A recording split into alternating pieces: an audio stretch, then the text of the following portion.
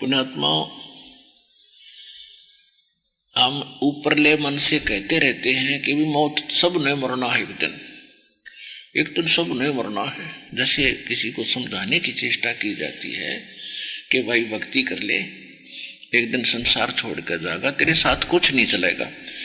तो वो क्या कहता है, तो सब ने पता एक दिन मरना तो ही देखी जाएगी। लेकिन जब वो मरने का दिन निश्चित होगा ना, तब पता चलेगा क्यों कर मर्या करे। अब तो उसे फॉर्मेलिटी से यहां पे मरना था ही, और इसका यह की बड़ी बात है, तो मौत तो होनी है सबकी।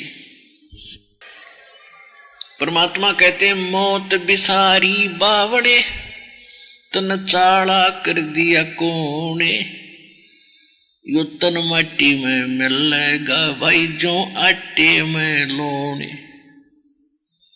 मौत भूल गया बावड़े, अचरज किया कौन, और यो तन माटी में मिल जाएगा जो आटे में लोन। कहते हो छत्रपति की राख पे अब गद्दा लोट लगावे है।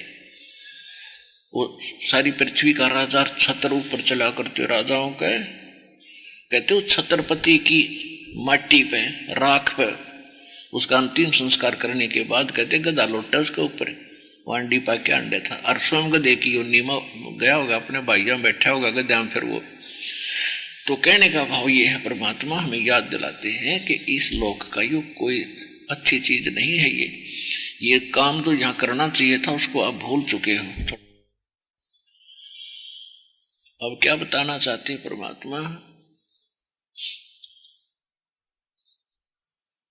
कि मौत भूल गया बावड़े, तन चाड़ा कर दिया कौन। जब आपको मौत की सही याद आवेगी कि भैया तो बात बिगड़ेगी, और जिसके लिए मैं सारा जीवन लगाता हूं, 2 नंबर के काम करके, रिश्वतखोरी करके, चोरी करके, मिलावट करके पैसा इकट्ठा करता हूं, किस लिए, अपने परिवार को सुखी बनाने के लिए, या तक भारी भूल लग गई आपके। ये तो परिवार को विष खिला रहे हो आप, आपने विष देने की जरूरत नहीं पड़ेगी अपने परिवार को। जो ऐसे कर्म करके अपने बच्चों की परवरिश करते हैं, एक दिन ईसा कैर टूटेगा, समझ में नहीं आओगे आपके। आप भी मृत्यु को प्राप्त होगे, और जिनके लिए जोड़ रहे हैं वो भी नहीं रहेंगे। ये तो शुभ कर्म करने से परिवार भी सुखी रहता है, और आपका धर्म कर्म भी बिगड़न से बच जाता है। इसलिए सत्संग में आने से ये ज्ञान होता है, सत्संग में अवश्य आना चाहिए।